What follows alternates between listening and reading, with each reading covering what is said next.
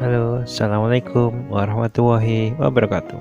Apa kabar kalian semuanya? Semoga selalu diberikan kesehatan, keselamatan, dan rezeki yang melimpah. Amin. Pada kesempatan ini kita akan belajar materi IPS kelas 8 bersama saya, Bapak David Prastio. Pada kesempatan kali ini kita akan membahas tema pengaruh ruang dan interaksi antar ruang terhadap kehidupan di negara-negara ASEAN.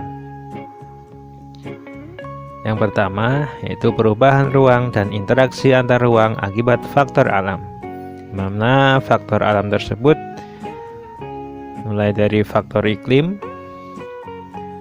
faktor geologi, dan faktor ketersediaan sumber daya alam. Yang pertama, faktor iklim. Kita ketahui bersama bahwa Asia Tenggara itu terletak di antara benua Asia dan benua Australia.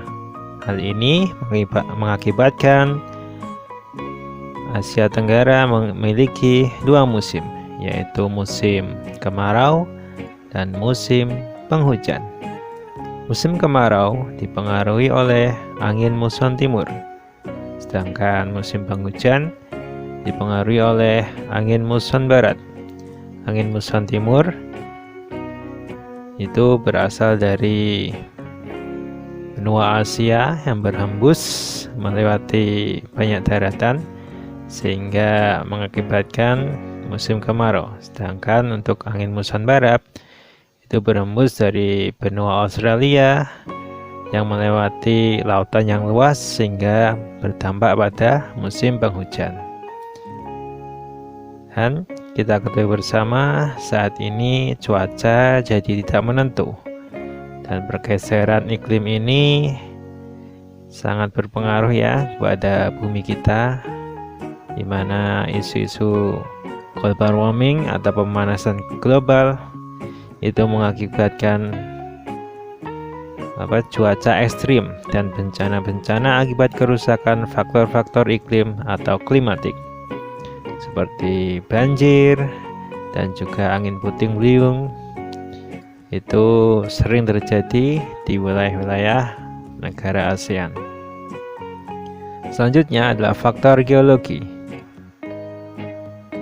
Faktor geologi yaitu faktor-faktor yang meliputi kondisi tanah dan susunan batu-batuan yang menyusun lapisan bumi.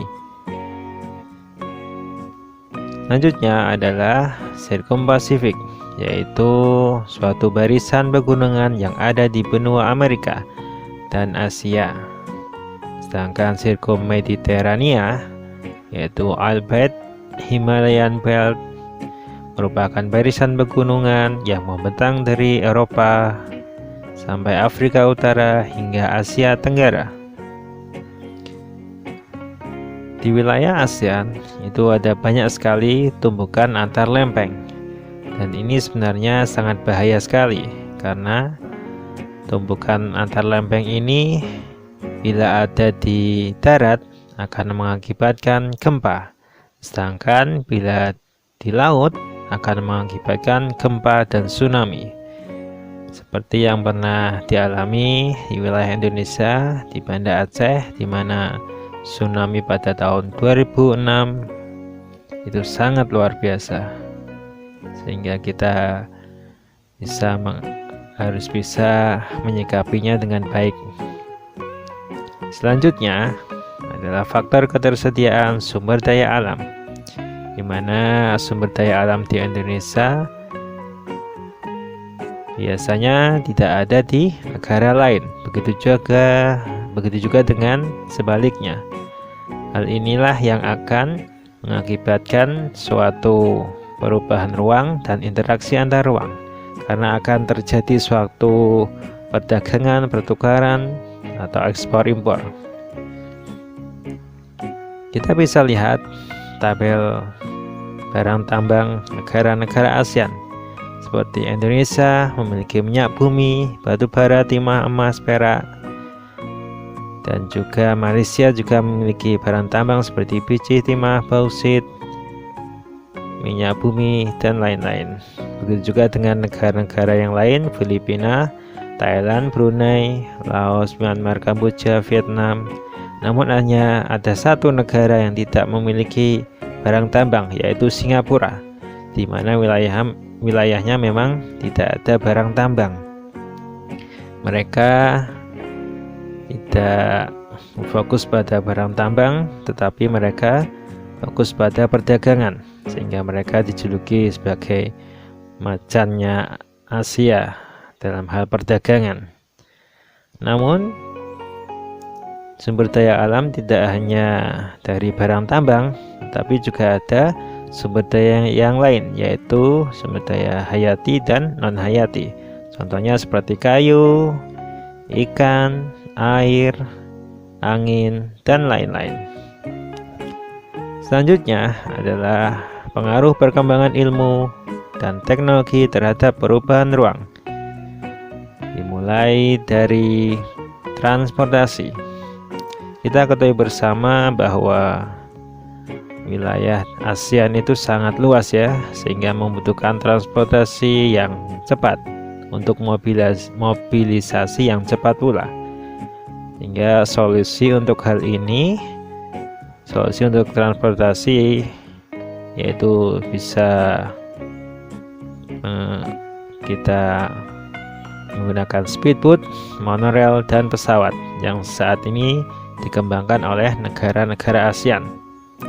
Namun transportasi ini pun harus dibarengi dengan sarana prasarananya seperti jalan, jembatan, terminal, pelabuhan, dan bandara. Selanjutnya yaitu komunikasi. Komunikasi itu terbagi menjadi dua, yaitu komunikasi langsung dan komunikasi tidak langsung. Komunikasi langsung itu adalah komunikasi antara dua orang atau lebih yang berbincang-bincang atau bertatap muka secara langsung. Sedangkan komunikasi yang tidak langsung itu menggunakan alat perantara seperti misalnya radio, TV, komputer atau internet, maupun telepon. Sehingga saat ini jarak tidak menjadi masalah karena adanya alat perantara ini. Jadi walaupun jaraknya jauh, tetap bisa berkomunikasi. Selanjutnya adalah pengaruh perubahan ruang terhadap kehidupan ekonomi. Di ASEAN, yang sangat terkenal adalah AFTA atau ASEAN Free Trade Area, yaitu suatu perkumpulan perdagangan bebas, di mana AFTA ini sangat berperan dalam kegiatan ekonomi ASEAN yang lebih meluas. Sebagai contoh, misalnya adalah hubungan bilateral antara Thailand dan Indonesia, di mana kita tahu bahwa Thailand itu adalah penghasil beras terbesar di ASEAN, sedangkan Indonesia itu memiliki gas alam yang melimpah, sehingga kedua negara bisa melakukan ekspor impor dan saling mengirim sumber daya alamnya atau menjualnya atau melakukan perdagangan. Namun tidak sebatas dua negara saja. Sebagai contoh saja, misalnya Thailand juga bisa berhubungan bilateral dengan Singapura, di mana Singapura sangat membutuhkan beras dan juga Thailand pun membutuhkan barang elektronik. Begitu juga dengan Indonesia. Indonesia mengirimkan gas alamnya dan Singapura bisa mengirimkan barang-barang elektroniknya. Ini ya salah satu contoh hubungan bilateral dan hubungan perdagangan bebas antara negara ASEAN. Selanjutnya adalah yang keempat adalah pengaruh konversi lahan pertanian ke industri dan pemukiman terhadap perubahan ruang dan interaksi antar ruang. Perubahan penggunaan lahan yaitu perubahan penggunaan atau aktivitas terhadap suatu lahan yang berbeda dari aktivitas sebelumnya, baik untuk tujuan komersial maupun industri. Kita ketahui bersama ada beberapa faktor yang mendorong konversi lahan pertanian menjadi lahan industri, yaitu sebagai berikut.